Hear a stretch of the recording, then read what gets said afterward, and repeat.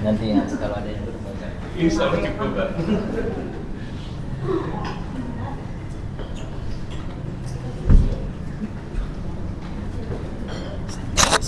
Boleh tak?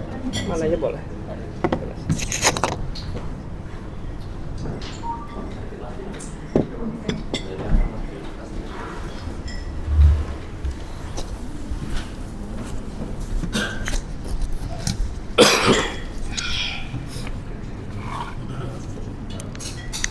Assalamualaikum warahmatullahi wabarakatuh.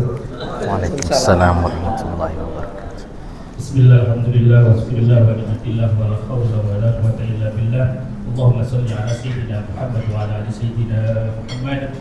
Yang kami hormati dan kami muliakan Ustaz Sahrullah, yang kami hormati Direktur PT Rapita Wisata Bali, yang kami hormati dan kami banggakan seluruh jamaah calon umroh, jamaah Rapita Wisata yang insyaallah akan berangkatan pada tanggal 10 September 2025. Alhamdulillahirabbil alamin, bersyukur Allah Subhanahu wa taala karena pada hari ini kita masih diberikan kesempatan dan kesehatan untuk bersilaturahim dalam rangkaian acara manasik dan pembekalan teknis umroh di Radana Hotel Kuta dalam keadaan sehat walafiat. Mudah-mudahan hati kita, kemudian kita, silaturahim kita senantiasa mendapat ridho dari Allah Subhanahu wa taala. Salawat wa salam senantiasa kita aturkan, kita turunkan kepada imam kita Nabi besar Muhammad sallallahu alaihi wasallam serta keluarga, para sahabat dan ibunya, dan mudah-mudahan telah kita semua diakui dengan manfaat dan kemudahan. Para bapak ibu jamaah yang saya hormati, adapun pada kegiatan pagi hari ini yaitu manasik dan pembekalan teknis umroh oleh Rapita Wisata Bali. Untuk sementara pada pagi hari ini yang pertama pembukaan, yang kedua sambutan, yang ketiga materi umroh yang nanti insyaallah akan disampaikan oleh Ustaz Sahrullah dan nanti akan langsung praktek di gedung sebelah, dan yang keempat yaitu pembekalan teknis, yang kelima isoma, istirahat sholat dan makan siang, dan selanjutnya adalah penutup. Mari untuk mengawali pertemuan kita pada pagi hari ini kita buka bersama dengan baca suratul Fatihah dengan harapan acara bisa berjalan tanpa suatu halangan apapun. Ila hadini ala kulli niyatin shalih lillahi ta'ala bi syafa'ati Rasulillah. Al-Fatihah. A'udzu billahi minasyaitonir rajim. Bismillahirrahmanirrahim. Alhamdulillahirabbil alamin. Iyyaka na'budu wa iyyaka nasta'in. Shiratal mustaqim. Shiratal ladzina an'amta 'alaihim ghairil maghdubi 'alaihim waladdallin. Amin. Dan untuk acara yang kedua yaitu sambutan oleh Direktur PT Rapita Wisata Bali yang pada segenap pemberinya akan dibawa oleh Bapak Sri Prastowo. Waktu sudah dekat dan bersilakan. Bismillahirrahmanirrahim. Assalamualaikum warahmatullahi wabarakatuh. Alhamdulillahilladzi an'amana alaina bi ni'matil iman wal islam. Asyhadu an la ilaha illallah wa asyhadu anna Muhammadar Rasulullah. Allahumma sholli ala Muhammad wa ala ali sayyidina Muhammad. Amma ba'du. Bapak Ibu sekalian, jamaah umrah yang dirahmati Allah. Alhamdulillah di kesempatan pagi hari ini kita bisa berkumpul di tempat ini di Radana Hotel Kuta. Masya Allah tempatnya nyaman dan mudah-mudahan juga coffee breaknya nyaman juga. Baik Bapak Ibu sekalian, jamaah yang dirahmati Allah, di kesempatan pagi hari ini sesuai jadwal dari yang telah disusun oleh tim dari Rapita Wisata Bali. Insya Allah hari ini merupakan tahapan kita untuk keberangkatan insya Allah di tanggal 10 September. Kita tanggal 10 Ustaz. 10 ya, dengan paket 12 hari. 12 hari yang mana nanti Bapak Ibu sekalian kita 12 hari adalah 3 hari di Madinah dan 6 hari di Mekah. Jadi nanti kita akan sampaikan detail tentang teknis keberangkatan dan lain halnya itu nanti setelah kita praktek praktek manasik dulu. Bapak Ibu sekalian, hari ini adalah merupakan hari yang penting dalam proses keberangkatan kita nanti, karena walaupun di beberapa kesempatan kita sudah melakukan manasik privat, jadi bisa kami sampaikan di sini pada Ustadz Sarullah bahwa sebelum ini kami sudah melakukan beberapa kali manasik privat. Jadi beberapa jamaah yang memerlukan kita langsung hadir di di rumah, bahkan yang terakhir kemarin kita di Nusa Penida untuk manasik privatnya. Tapi insya Allah di kesempatan hari ini kita semakin memantapkan dengan hadirnya Ustaz Sarullah yang akan memberikan materi manasik, yang mana ini merupakan inti dari perjalanan umroh kita. Karena perjalanan umroh atau ibadah umroh ini adalah nanti apa yang akan disampaikan oleh Ustaz Sarullah, itu intinya. Jadi kami berharap jamaah sekalian bisa mengikuti dengan baik, dan kalau ada pertanyaan jangan malu-malu untuk bertanya, jangan ragu-ragu untuk bertanya, karena ibadah umroh ini mungkin adalah ibadah umroh yang bisa katakan jarang kita laksanakan ya. Beda dengan mungkin sholat 5 waktu yang setiap hari sudah kita lakukan, tapi ini adalah ibadah yang yang memang bahkan ada yang sekali seumur hidup atau seterusnya. Jadi akan banyak yang mungkin kita tidak pahami dengan prosesi dari ibadah itu sendiri. Jadi harapan kami monggo bertanya apapun yang masih belum jelas, karena insya Allah kita punya waktu di sini sampai duhur nanti, ba'da duhur nanti insya Allah. Jadi ini kesempatannya, karena setelah ini kita sudah akan fokus pada persiapan masing-masing, persiapan pribadi masing-masing itu. Tapi sebelum itu juga kita dari manajemen Rapita Wisata Bali mengucapkan terima kasih jazakumullah khairan katsiran atas pilihan Bapak Ibu sekalian untuk bersama-sama kami selaku travel untuk perjalanan ibadah umrohnya. Dan mudah-mudahan nanti semua persiapan kita, semua kegiatan kita dilancarkan oleh Allah Subhanahu wa taala.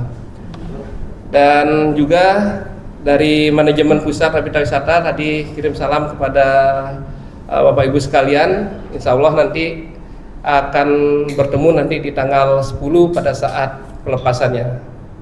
Dan juga kami sampaikan bahwa dari Kementerian Agama, dari PHU nanti insya Allah akan melepas Bapak Ibu sekalian di tanggal 10 gitu.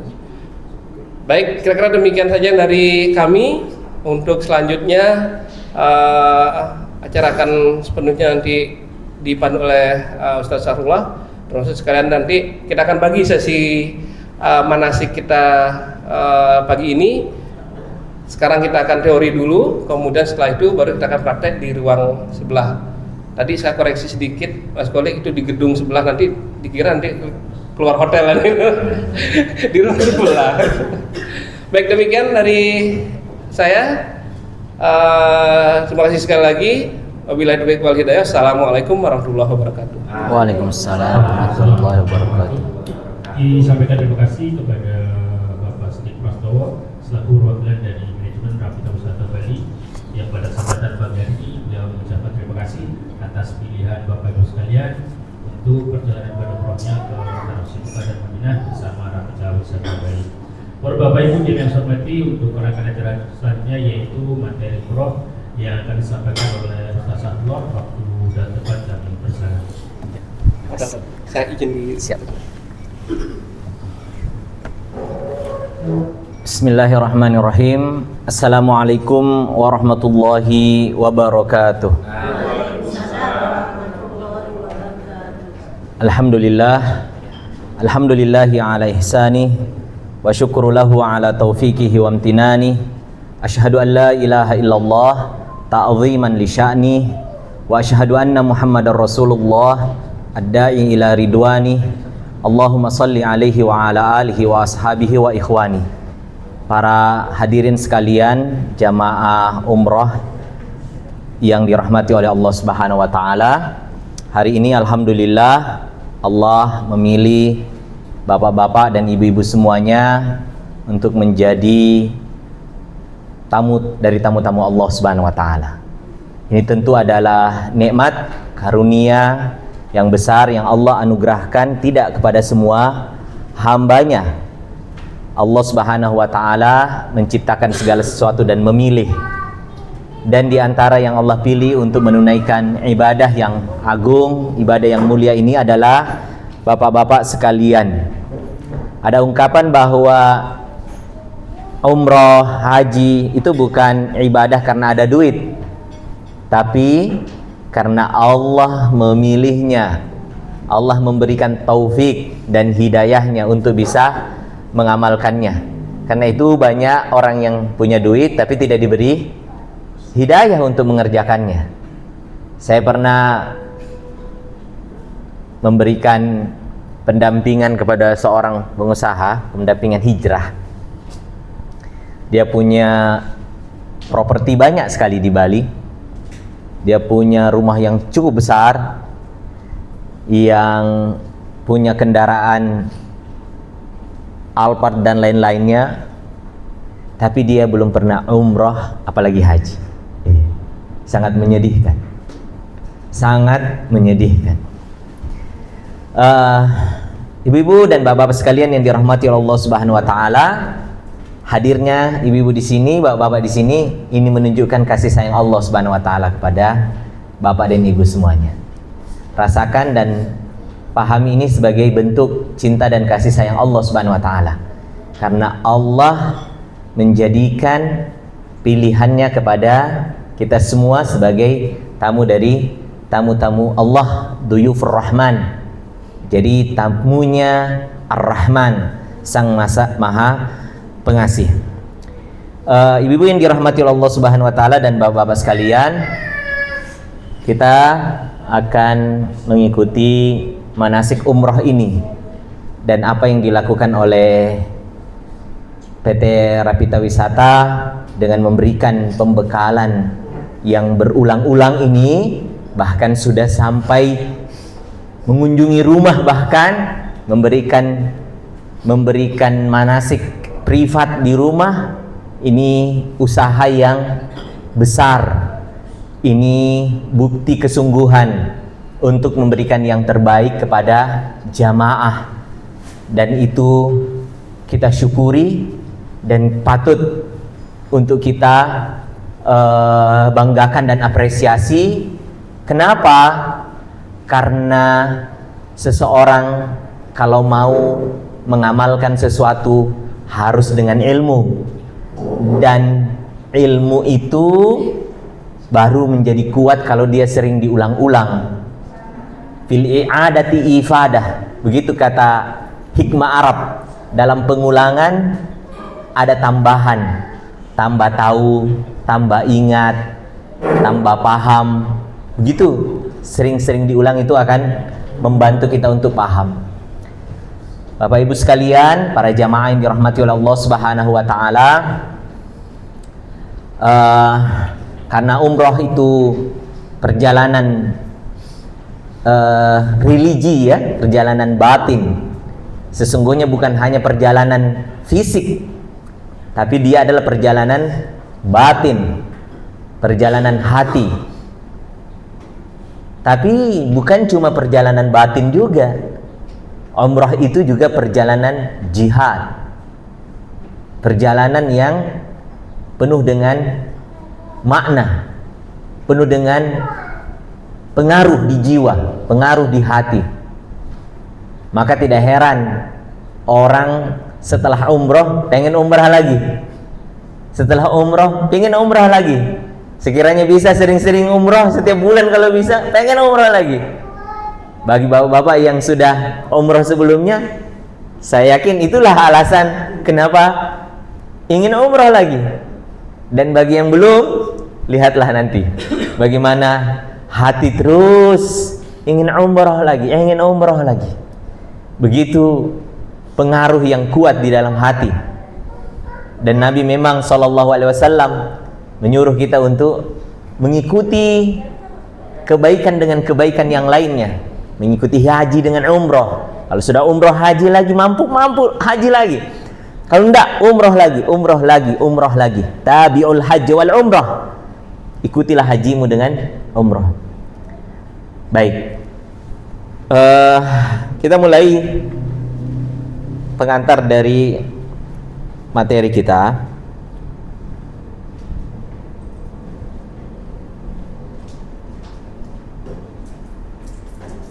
Kalau akhir-akhir ini FVP kita selalu umroh dan haji, berbaik sangkalah kepada Allah bahwa dalam waktu dekat kita akan segera menjadi tamunya Allah. Pantaskan diri dengan ilmu, persiapkan diri untuk menjadi tamunya Allah untuk hari nanti, karena yang saat ini baru bisa kita lihat di beranda FVP kita, kelak akan kita lihat. Baik. Berbaik sangkalah kepada Allah, insyaallah. Yang pertama,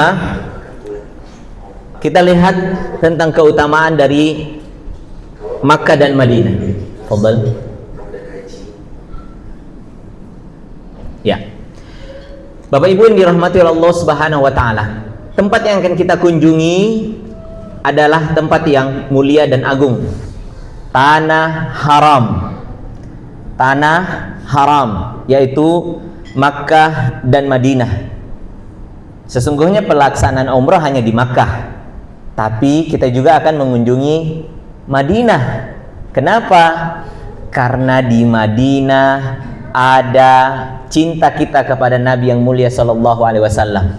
Bapak akan berangkat di tanggal 10 September dan hari ini tanggal 31 Agustus. Bertepatan juga tanggal 7 Rabiul Awal. Berarti bapak-bapak akan ibu-ibu berangkat di bulan Rabiul Awal, bulan yang banyak dari ulama menyebutkan bulan kelahiran Nabi Shallallahu Alaihi Wasallam. Meskipun ada perbedaan pendapat, tapi inilah salah satu pendapat di antara pendapat ulama, bulan kelahiran Nabi Shallallahu Alaihi Wasallam. Dan kita akan berkunjung ke Madinah. Yang pertama kali dikunjungi nanti insya Allah Madinah, ya, Masjid Nabawi. Dari Nabawi baru kita menuju ke Makkah. Insya Allah 3 hari di Madinah, lalu 4 hari. 3 hari di Madinah, 6 hari di Makkah insya Allah. Dengan perjalanan 12 hari ya Mas ya. Jadi pertama kali akan mengunjungi Rasulullah Sallallahu Alaihi Wasallam di Madinah. Di sana ada Nabi kita Sallallahu Alaihi Wasallam di tempat yang mulia di samping Masjid Nabawi, ya dulunya. Kalau sekarang masuk di dalam Masjid Nabawi, dulu di samping Masjid Nabawi, bersampingnya masjid. Tapi sekarang sudah masuk ke areal masjid karena perluasan. Nah, di sana di Makkah ada Masjidil Haram, di Madinah ada Masjid Nabawi. 2 masjid ini kata Nabi Shallallahu Alaihi Wasallam tidak boleh dengan sengaja bersusah-susah berpayah-payah untuk mengunjungi masjid untuk ibadah, kecuali di masjid atau di masjid haram. Yang pertama adalah haram Makkah, kemudian haram Nabawi, dan kemudian haram Aqsa. Ke tempat ini yushaddur rihal, boleh memaksakan diri untuk melakukan perjalanan. Kalau masjid-masjid lain tidak boleh memaksakan diri melakukan perjalanan. Kalau tidak paksa ya nggak apa-apa. Tapi kalau tujuannya hanya untuk ibadah, maka hanya ketiga masjid ini boleh kita berpayah-payah untuk mengunjungi masjid itu untuk ibadah di dalamnya. Kalau masjid-masjid lain sama, masjid di Padang Maning sama masjid di mana, di Turki sama itu, iya, masjid di Monang Maning sama masjid di masjid sini sama, masjid mana saya sama. Tapi kalau 3 masjid ini beda, masjid ini spesial. Anda boleh berpayah-payah untuk mendatangi masjid ini. Nah, yang Ibu lakukan dan Bapak lakukan dalam perjalanan umrah ini juga sama. Di sana ada Masjid Haram dan Masjid Nabawi, dan sholat di dalamnya mengandung pahala yang sangat besar. Sholat di Masjidil Haram sebanding dengan 100.000 kali sholat di masjid selain dari Masjid Nabawi dan Masjid Aqsa. Berarti masuklah masjid sini, Masjid Rahmat, masjid mana itu masuk. Ya. Kalau di Masjid Nabawi perbandingannya berapa? 500.000. Iya. Perbandingannya 1000 dibanding masjid yang lainnya. Kalau Masjid Aqsa 500. Iya, Masjid Aqsa. Ini luar biasa. Kesempatan yang istimewa, kesempatan yang mahal, karena itu dia disebut dengan haram, Masjid Haram. Di sana tempat turunnya wahyu. Wahyu turun di Makkah, di Madinah. Di sanalah tempat yang orang-orang kala itu melihat langsung wahyu-wahyu diturunkan oleh Allah Subhanahu wa taala. Sementara Nabi sholat, sahabat kemudian bertanya, "Ya Rasulullah, apa yang membuatmu sujud begitu lama?" Oh, tadi ada wahyu yang turun sehingga Nabi berkeringat. Setelah itu Nabi SAW melewati banyak hal bersama para sahabat di sana, di Makkah dan Madinah. Kemudian banyak tempat-tempat bersejarah. Ya. Di sanalah Islam pertama kali disebarkan oleh Nabi Muhammad SAW. Boleh dikatakan sejengkal demi sejengkal tanah haram itu, Haram Nabawi ataupun Makkah, di sana ada cerita Nabi. Di sana ada sejarah. Di sana menyimpan kisah. Ini tentu tidak akan selesai kalau satu kali umroh itu. Iya. Semakin sering umroh, semakin banyak faedah yang akan didapat nanti. Oh, ternyata di sini Nabi SAW pernah hidup. Oh, di sini rumah Nabi SAW. Oh, di sini Nabi bersama dengan Khadijah radhiyallahu anha. Oh, di sini Nabi bersama Fatimah pernah bermain. Oh, di sini Nabi bersama Aisyah pernah menonton orang gulat. Oh, di sini Nabi SAW pernah berperang. Oh, di sini Nabi SAW pernah duduk. Oh, di sini Nabi SAW pernah didatangi Jibril. Lalu Jibril berkata kepada Nabi, "Wahai Muhammad, kalau kamu ingin aku angkat Al-Ahsyabain, aku timpakan kepada penduduk Taif, maka aku akan lempar dan timpakan kepada mereka." Oh, di sini tempatnya. Oh, di sini. Begitu. Kita akan semakin banyak nanti, tentu tidak mungkin selesai dalam 12 hari. Maka Rapita Wisata insya Allah akan selalu memberikan hal-hal yang baru untuk kita ketahui lagi. Apalagi di bulan Maulid Nabi SAW ini, bulan kelahiran Nabi maksud saya, tentu mengetahui Nabi, mencintai Nabi bukan hanya dengan melakukan ihtifal, bukan hanya melakukan sekedar kita membuat perayaan-perayaan misalnya, tapi lebih dalam mengetahui Nabi, sejarah hidupnya, apa yang disukainya, apa yang dilarangnya, itu penting. Ya, ibu-ibu, kalau saya tanya bapak-bapak, berapa rambut putihnya Nabi sallallahu alaihi wasallam? Berapa rambut putihnya Nabi, ubannya Nabi berapa? Iya. Wah, kalau uban saya lebih banyak dari ubannya Nabi. Ubannya Nabi berapa, ibu-ibu? Bapak-bapak? Belum tahu ya? Nah, ini kita nanti bisa itu mengendangi itu, mengetahui itu. Oh, Nabi SAW yang kita cintai tinggal di sini. Nah, sambil kita pelajari tentang sirah kehidupan beliau. Kalau bisa kita pelajari. Ubannya Nabi SAW tidak lebih dari 20 helai. Ya, atau paling banyaknya 20 helai. Begitu dalam hadis riwayat Muslim disebutkan oleh Ibnu Abbas radhiyallahu anhu bahwa rambut putihnya Nabi tidak lebih daripada 20 helai saja. Itu kita tahu. Termasuk melihat nanti itu, ya, bagaimana tempatnya Nabi. Berapa luasnya Masjid Nabawi ini dulu nih. Sekarang megah besar, Masya Allah.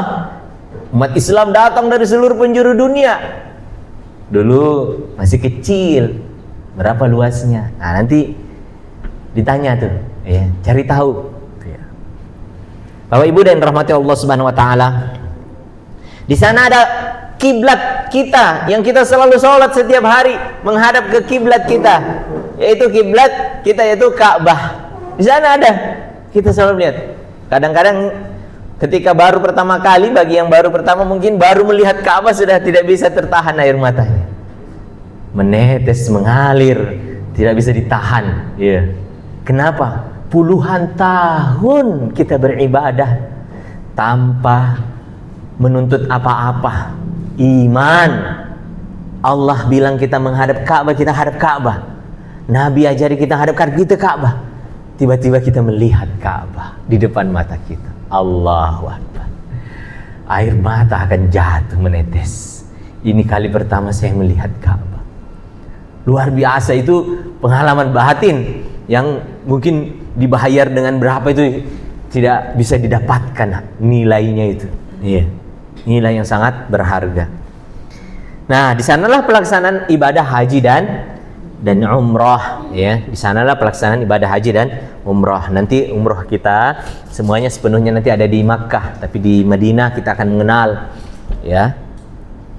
Mengenal, nanti di sana juga kita tahu tuh, ya. Ini apa di Masjid Nabawi, tidak jauh dari Nabawi nanti kita akan tahu ada masjid perpindahan, ya, kiblat yang dulunya ke mana? Aqsa pindah ke Makkah. Iya. Itu terjadi tahun berapa itu? Ya, tahun sekitar 17 bulan setelah hijrah, ya, 1,5 tahun lah setelah hijrah, kemudian beralih, ya, kiblat dari Masjidil Aqsa ke Masjidil Haram di Makkah. Nabi SAW selalu berdoa meminta kepada Allah agar Allah memberikan kiblat salat kita ke mana? Ke Masjidil Haram, dan Allah kemudian memenuhi permintaan Nabi SAW. Kemudian dipalingkanlah kiblat dari Masjidil Aqsa ke Masjidil Haram, dan itu terjadi saat sementara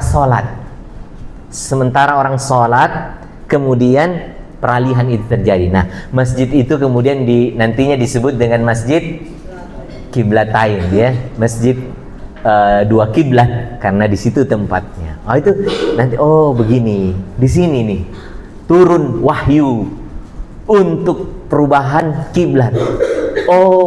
Dari sini juga kita tahu bahwa yang namanya syariat Islam itu murni ketetapannya dari Allah Subhanahu wa taala. Maka kita menjalankan syariat Islam seperti apa yang Allah perintahkan. Nabi sendiri pun menunggu-nunggu, tidak serta-merta Nabi merubah sendiri. Bahkan Nabi menunggu petunjuk dari Allah. Nanti Allah perintahkan baru merajai. Begitu. Makanya Nabi juga sama dengan umrah. Umrah kita juga harus mengikuti petunjuk Nabi SAW. Karena itu Nabi mengatakan, khudhu anni manasikakum. Ambil dariku tata cara umrah kalian, tata cara haji kalian. Ambil dariku tata caranya.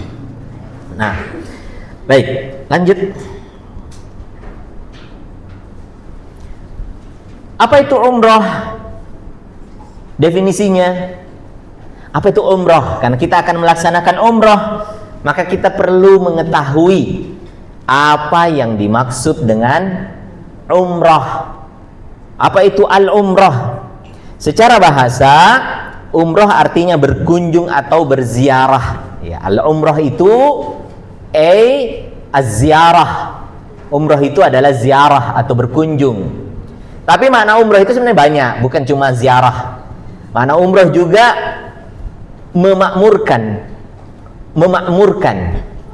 Makanya kita tahu ada masjid namanya Baitul Ma'mur, ya, rumah yang makmur, ya. Itu masjidnya siapa?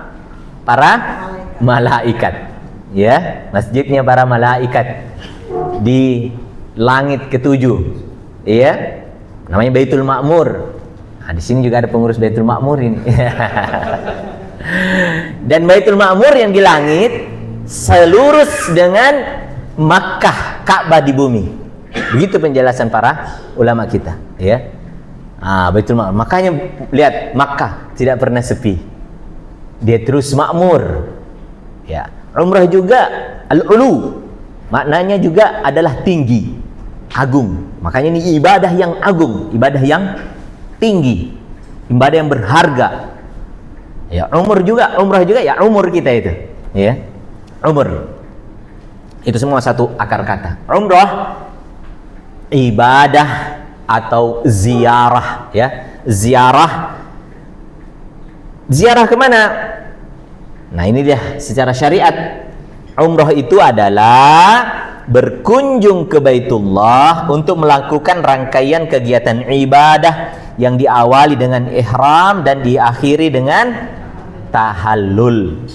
Itulah umrah. Jadi kalau umrah ditanyakan habis umrahnya mana? Umrah itu rangkaian ibadahnya mulai dari ihram, ya, kita niat melaksanakan ibadah, ya, dengan menggunakan pakaian ihram, lalu kemudian kita melakukan syiarnya dengan talbiyah,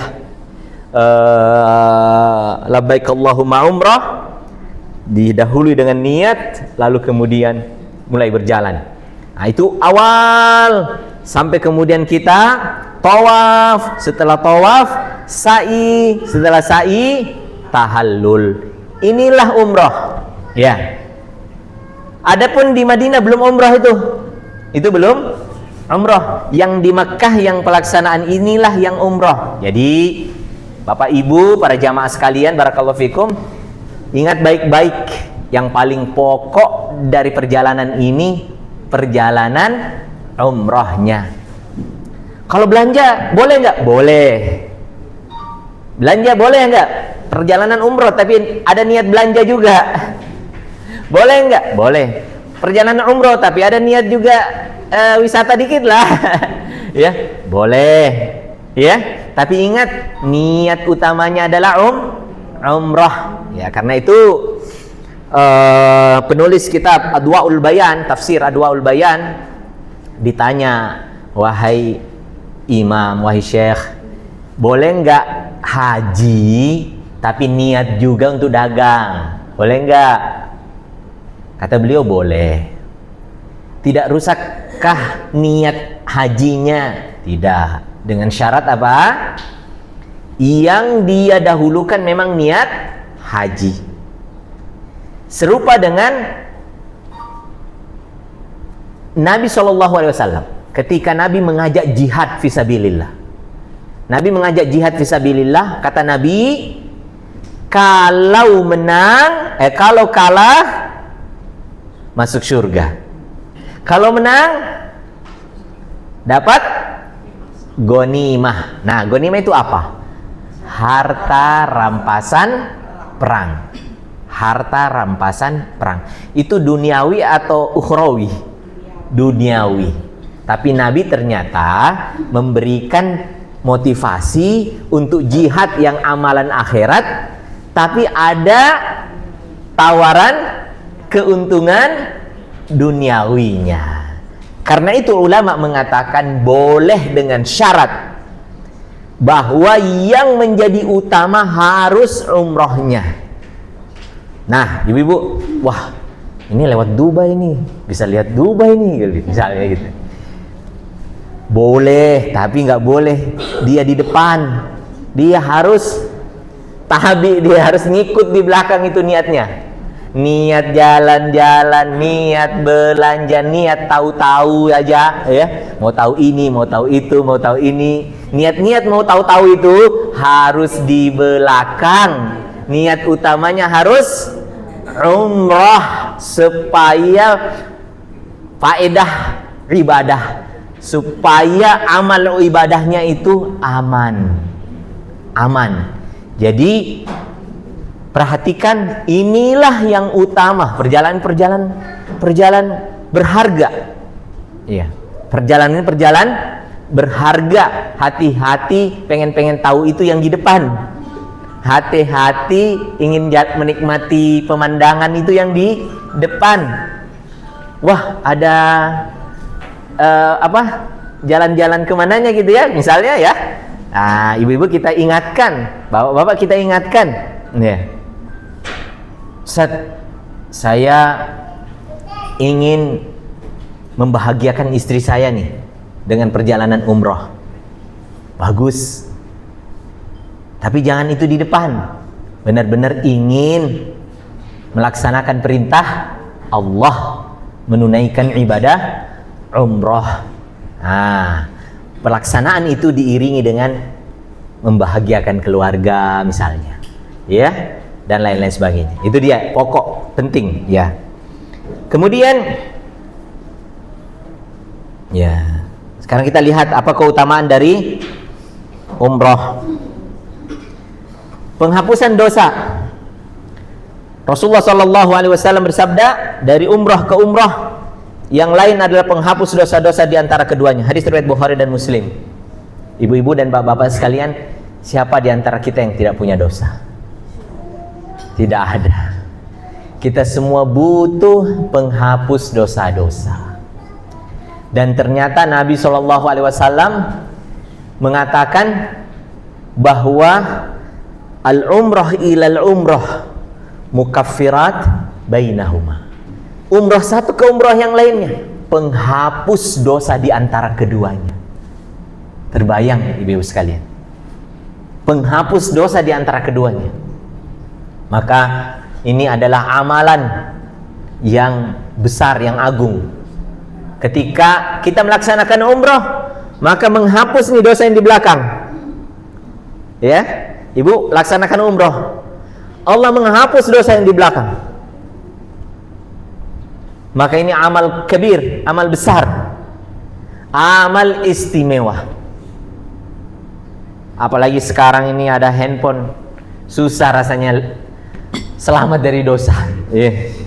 Kayaknya kalau ada orang yang merasa tidak pernah punya dosa, itu tinggal perasaan aja itu. Perasaan aja, selama dia punya handphone itu nggak selamat dari dosa, ya. Nggak selamat dari dosa. Mau selamat dari dosa apa di handphone ini? Ya ada, ya semuanya dosa ada di dalam handphone ini. Semua mau pilih dosa apa, ada semuanya di dalamnya. Dan kita setiap hari memegang handphone, maka secara otomatis bisa dipastikan kita semua ini adalah orang yang penuh dosa. Dan ketika seseorang meninggal dalam kondisi dia baru saja menghapus dosanya, ya, maka tentu bisa dibilang dia husnul khatimah, ya. Dan kita semua ini beribadah, di antara harapannya supaya kita mengakhiri hidup kita dengan husnul khatimah, karena kita ini tidak tahu kapan hidup kita berakhir. Apa kata Umar bin Abdul Aziz rahimahullah ketika beliau berkhutbah? Beliau mengatakan, beliau mengatakan tentang kematian. Kalau saja kalian tahu, kita ini tahu bahwa kematian itu pasti menimpa kita. Kita ini adalah orang yang, orang yang bodoh, kata beliau. Andai saja kita tahu bahwa kematian itu pasti menimpa kita, kita ini orang yang bodoh. Ya, tapi kalau kita tidak tahu atau tidak percaya bahwa kematian itu akan terjadi kepada kita, maka kita ini adalah orang atau kembali kepada Allah itu kita tidak percaya, hari berbangkit kita tidak percaya, maka kita ini adalah orang yang akan binasa di dalam neraka. Kenapa beliau mengatakan seperti itu? Karena beliau katakan kalau dilihat-lihat sepertinya kita ini orang yang tidak percaya dengan hari berbangkit. Apa buktinya? Kata-kata kita masih tidak terkontrol, harta kita masih kita habiskan untuk yang sia-sia, umur kita. Sepertinya kita tidak percaya bahwa akan ada yang namanya hari berbangkit. Iya. Ya kalau kita lihatlah kehidupan kita hari-hari. Ya, suami masih mengabaikan kewajibannya kepada keluarganya. Masih banyak orang yang abai terhadap amanahnya. Seolah-olah dia tidak percaya bahwa ada yang namanya hari berbangkit. Banyak orang yang pergi keliling dunia, Bapak Ibu sekalian, dengan hartanya, Masya Allah. Sekarang ada di Amerika, besok ada di Eropa, besok di sini, mengunjungi ini. Beli tas ini, beli tas itu, beli tas ini. Seolah-olah dia orang yang tidak percaya bahwa ada yang namanya hari berbangkit. Sehingga bekal hanya menghabiskan kesenangan untuk mengetahui banyak hal di dunia ini. Padahal ini rugi. Mengetahui banyak hal di dunia ini tidak menyelamatkan di akhirat. Tapi ketika kita beribadah, ya, atau mengibadahkan orang lain, itu tanda bahwa dia ngerti ada namanya hari berbangkit. Nah, itulah maksudnya.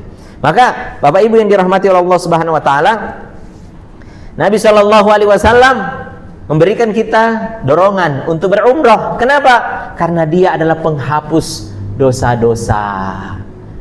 Penghapus dosa-dosa. Kemudian yang kedua, apa keutamaan umrah? Menghilangkan kefakiran. Ya. Menghilangkan kefakiran. Nabi mengatakan, ikutilah antara haji dan umrah, perbanyak haji dan umrah. Karenanya. Kenapa? Karena keduanya menghapuskan kefakiran dan dosa, sebagaimana bara api menghilangkan kotoran besi, emas dan perak. Tabi'u al-hajj wal umrah. Ikutilah haji dengan umrah. Kenapa? Yanfiyani al-faqr. Kata Nabi, karena keduanya menghilangkan kefakiran. Maka kita lihat orang yang haji, orang yang umrah, ya, biasanya meningkat ekonominya setelah itu. Allah limpahkan rezeki yang Masya Allah. Allah limpahkan rezeki kepadanya yang Masya Allah. Sehingga sangat sering kita melihat orang yang waktu pertama kali umrah, tidak lama kemudian umrah lagi dia. Iya. Nelpon lagi ke Mas Sidik, mau umrah lagi. Saya bareng sama anak, kemarin sama ibu, sekarang sama bapak, sekarang sama anak. Iya. Kenapa? Allah tambahkan rezekinya. Karena ini janji Nabi SAW, yanfiyanil faqr. Dia akan menghilangkan kefakiran. Banyak orang yang dulunya miskin, setelah umrah dia kaya dia. Ya. Paling tidak ya lebih kaya dari sebelumnya. Paling minimal lebih kaya dari sebelumnya. Masya Allah. Itu sesuatu yang ajibah itu. Dan dia waqi'. Dia sesuatu yang nyata sekali kita lihat. Nyata sekali di depan mata kita. Dan dia sesuatu yang mengherankan. Tapi iya, kan kalau umroh ngeluarin duit. Iya, ngeluarin duit umrohnya. Tapi yanfiyanil faqr. Tapi dia menghilangkan kefakiran. Ya, menghilangkan kefakiran. Itu agak mirip-mirip dengan misalnya Nabi SAW mengatakan bahwa siapa yang menyambung silaturahimnya dengan bagus, maka Allah luaskan rezekinya. Kita lihat orang yang buruk perangainya kepada orang tuanya, kalau toh dia kaya sebelumnya nanti jatuh miskin. Iya, bangkrut. Tapi ada orang yang dari keluarga miskin, tapi karena anak ini bakti sama orang tuanya, Masya Allah, mulai dari si anak ini Allah naikkan rezekinya. Saudaranya yang lain tidak seperti dia. Allah naikkan dia dan tidak saudaranya yang lain. Itu sesuatu yang waqi' dan ajibah itu. Sesuatu yang kita lihat dengan nyata itu. Iya. Kita lihat dengan nyata. Kenapa? Karena Nabi yang ngomong, Nabi yang sampaikan. Sedangkan Nabi itu tidak berbicara dengan hawa nafsunya, melainkan dia wahyu yang diwahyukan. Ya, wahyu yang diwahyukan. Apa keutamaan yang lain? Jadi boleh nggak itu? Kalau umroh untuk niat menghilangkan kefakiran, boleh nggak Bapak Ibu? Boleh, kita sudah bilang tadi ya, boleh. Kenapa boleh? Karena itu sebab syar'i namanya. Itu sebab syar'i. Ada sebab-sebab non syar'i, ada sebab-sebab syar'i. Kalau sebab non syar'i untuk meningkat ekonominya dengan apa, Pak? Bu? Kerja ya? Bekerja itu sebab non syar'i. Kalau sebab syar'i meningkatkan ekonomi dengan ya misalnya dengan umroh, bakti kepada orang tua. Saya mau bakti kepada orang tua. Kenapa? Supaya meningkat ekonomi saya. Loh, kau meningkat ekonomi dengan bakti pada orang tua, mau meningkatkan ekonomi, pergi kerja. Anda tidak beriman dengan wahyu. Ya mungkin dia bukan orang Islam ya. Kalau kita orang Islam, kita betul-betul beriman dengan apa yang Allah dan Rasulnya sampaikan. Oh, ada namanya sebab syar'i. Karena di dunia ini ada namanya sebab akibat. Siapa penguasa sebab akibat? Allah. Siapa pemilik sebab akibat? Allah. Jadi Allah yang tentukan apa sebabnya supaya kamu dapat akibatnya. Ya. Tapi Allah sudah tentukan juga ada namanya sebab-sebab akibat yang sudah ditetapkan oleh Allah. Itulah yang kita sebut dengan sunnatullah. Ya, sunnatullah. Misalnya api untuk ya memasak, membakar gitu ya, api. Air sebab untuk membasahi, atau kalau kita mau minum dengan air yang sesuai dengan pH-nya ya. Itu sebab namanya. Sebab. Tapi penguasa sebab akibat tetap Allah. Karena itu bisa jadi ada satu sebab tidak ada akibatnya. Boleh jadi juga ada akibat tidak ada sebabnya. Misal, sebab untuk melahirkan, punya anak. Apa sebab yang bisa dipakai untuk punya anak? Nikah dulu, ya. Lalu hamil, berhubungan suami istri. Saya enggak punya anak. Hubungan suami istri sudah? Enggak pernah sih. Ya. Saya gembok misalnya. Yo, pantesan enggak punya anak. Ya, harus berhubungan suami istri. Berarti sudah ambil sebabnya. Tapi banyak orang yang sudah ambil sebab tapi tidak ada akibatnya, belum punya anak. Karena penguasa sebab akibat adalah Allah. Sebabnya sudah ada tapi belum dikasih akibatnya. Tapi boleh jadi orang ambil sebab tidak ada akibatnya, tapi karena Allah menginginkan, boleh jadi ada yang sebaliknya, enggak ada sebabnya ada akibatnya. Misalnya siapa? Misalnya Maryam. Allah menginginkan ada akibatnya, tidak ada sebabnya. Karena penguasa sebab akibat adalah Allah. Nih, lahir anaknya Maryam, tidak ada sebabnya, ada akibatnya. Karena Allah yang menguasai. Ada juga yang ada sebabnya. Ya, ada sebabnya. Sudah dikerjakan sebabnya. Tapi akibatnya berbanding terbalik dengan sebabnya. Misalnya Ibrahim alaihissalam. Sebab diambil sebab dibakar supaya Ibrahim mati, dibakar. Ibrahim sudah terbakar. Tapi Allah, karena dialah penguasa sebab akibat, Allah berikan akibat yang berbeda, yang bertolak belakang. Kuni bardan wasalaman ala Ibrahim. Jadilah kamu dingin wahai air, dan keselamatan bagi Ibrahim.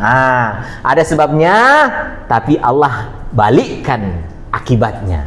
Bukan seperti sebab. Ibrahim justru mendapatkan kesejukan di dalam api itu. Nah, ibu-ibu sekalian, Allah juga menetapkan sebab syar'i. Ada sebab syar'i. Misalnya habbatus sauda, dawaun likulli da'. Minum habbatus sauda itu dia obat segala penyakit. Itu sebab syar'i namanya. Misalnya ada sebab silaturahmi. Ada sebab umrah. Sebab umrah. Nabi SAW mengatakan bahwa haji dan umrah yanfianil faqr. Dia menafikan kefakiran.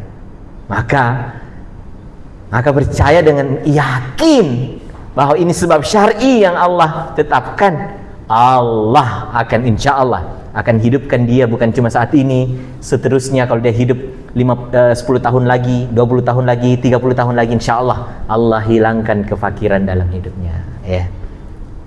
Bapak Ibu dirahmati Allah Subhanahu wa taala. Lanjut. Ya. Umrah, jihad bagi wanita. Bagi para wanita tidak ada jihad seperti jihadnya laki-laki. Jihadnya laki-laki berperang, ambil baju besi, pasang pelindung kepala, ya. Ambil baju besi, pasang pelindung kepala. Ketika datang musuh, gak boleh lari. Siapa yang lari dari musuh, maka dia membawa kemurkaan dari Allah Subhanahu wa taala. Kalau perempuan, bagaimana dia berjihad seperti jihadnya laki-laki, yang dia bisa mati syahid kalau dia mati di medan jihad? Maka Aisyah datang kepada Nabi Shallallahu Alaihi Wasallam, ya Rasulullah, ya, apakah ada jihad bagi wanita? Ada juga jihad, karena para wanita muslimah solehah pengen juga mendapatkan pahala agung, pahala mati syahid. Kata Nabi Shallallahu Alaihi Wasallam, jihadnya wanita adalah, ya, melaksanakan haji, umrah, ya. Kenapa? Ini adalah jihad min ghairi qital. Jihad tanpa perang. Jihad tidak perlu ibu bawa perisai. Jihad ibu tidak perlu bawa senjata. Jihad ibu tidak perlu kena sabetan pedang, kena panah, tak perlu. Ibu melaksanakan ibadah umrah ini, jihad fisabilillah. Kalau saya mati, matinya gimana, Ustaz? Ya mati syahid. Ya, mati syahid. Ini jihad yang istimewa, jihad tanpa perang, jihad tanpa pedang, jihad tanpa perisai, jihad tanpa ibu pakai pelindung kepala, ya, jihad tanpa bawa panah, ya. Inilah jihad, melakukan perjalanan umrah, ya. Apa hukum dari umrah? Apa hukum umrah? Nah, kita lihat tuh. Kalau haji apa hukumnya, Bapak Ibu? Wajib bagi yang mampu, ya. Ruknun min arkani al-Islam. Dia rukun dari rukun Islam. Kalau umrah apa hukumnya? Ya. Hukumnya wajib, ya. Ada khilaf di kalangan ulama. Tapi kami memilih pendapat yang mengatakan hukumnya wajib umrah itu, ya. Sama seperti haji. Apa dalilnya? Tuh dalilnya tuh. Itu lihat dalilnya. Allah berfirman apa? Wa atimul hajja. Sempurnakanlah haji. Haji aja.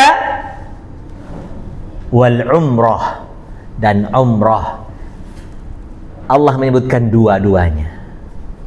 Bukan cuma haji aja, tapi umrah juga. Berarti hukumnya ikut sama, ya. Wa atimul hajja wal umrata lillah. Sempurnakanlah haji dan umrah kalian hanya untuk Allah. Nah, inilah dalil yang digunakan oleh para ulama yang mengatakan bahwa haji dan umrah itu wajib, ya. Wajib dalam untuk yang pertama, ya. Itu wajib untuk yang pertama. Maka semua orang harus mengusahakan haji. Semua orang harus mengusahakan umrah. Kemudian barulah hukum berikutnya, baru sunnah, ya.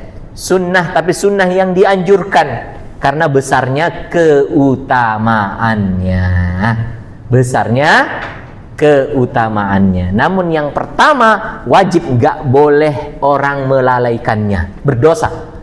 Dia berarti termasuk orang yang melalaikan kewajiban. Kalau dia meninggal dunia dan dia melalaikan kewajiban ini sedangkan dia mampu melakukannya, dia pulang menghadap Allah membawa dosa, ya, membawa dosa. Karena dia kewajiban yang besar, maka dia bisa jatuh kepada dosa besar. Ya. Baik, lanjut. Syarat diterimanya ibadah umrah. Syarat yang pertama adalah ikhlas. Ya, harus ikhlas. Ikhlaskan niat. Allah Subhanahu wa taala berfirman di dalam Al-Qur'an, "Allazi khalaqal mauta wal hayata." Dialah Allah yang menciptakan kehidupan dan kematian. Liyabluwakum ayyukum ahsanu amala. Ya, mantap. Untuk melihat siapa di antara kalian yang paling ahsan. Ya, paling ahsan. Apa tuh makna paling ahsan? Paling baik. Bukan aktsar, paling banyak. Tapi paling baik. Paling baik amalnya, amalnya. Nah, ulama tafsir menjelaskan maksud paling baik itu apa? Apa tuh yang dimaksud paling baik? Apa tuh, Bu? Pak? Apa yang dimaksud amal itu baik? Paling baik amal tuh. Ya. Di mana letak paling baiknya amal itu? Nah, ini dia. Ikhlasun niyah. Niatnya ikhlas. Jadi semakin ikhlas niat kita, itu semakin bagus amal itu. Ya, semakin bagus amal itu. Jadi yang dinilai itu ikhlas dan tidak ikhlas dulu. Ikhlas, kalau dia ikhlas, maka masuk golongan amalnya baik. Dia tidak ikhlas, keluar. Nah, yang ikhlas ini nanti berbeda-beda antara satu dengan lainnya. Mungkin ada yang ikhlasnya 100%, ada yang ikhlasnya 90%, mungkin ada yang ikhlasnya 60%, ya. Semakin bagus ikhlasnya, semakin sempurna ikhlasnya, semakin top ikhlasnya, itu dah semakin tinggi nilainya. Semakin tinggi nilainya. Jadi ikhlasun niyah, semakin bagus ikhlasnya, maka semakin bagus ganjaran pahalanya. Baik. Yang kedua apa? Tuh, mencontohi Rasulullah Sallallahu Alaihi Wasallam. Bahasa lainnya ittiba'u as-sunnah. Semakin bagus pencontohannya. Kan tadi Nabi bilang apa? Khudhu anni manasikakum. Ambil dariku tata cara umroh kalian. Wah, umroh apa namanya? Sudah ikhlas niatnya, umrohnya tata caranya juga bagus banget. Maka semakin sempurna tuh pahalanya orang. Ya, makanya bisa kita tahu ya di dalam hadis. Misalnya Nabi Shallallahu Alaihi Wasallam mengatakan tentang tentang surga. Nabi mengatakan bahwa ada orang yang mencium aroma harumnya surga, padahal perjalanan menuju surga masih 40 tahun lagi. Dalam riwayat Tirmidzi. Ada orang yang sudah mencium aroma harumnya